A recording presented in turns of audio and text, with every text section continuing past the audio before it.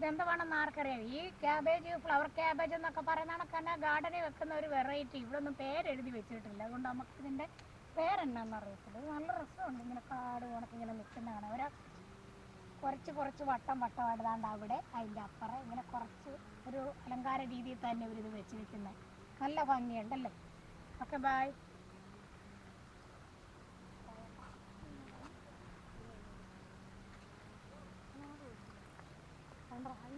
ഇതെടുത്തായിരുന്നല്ലോ.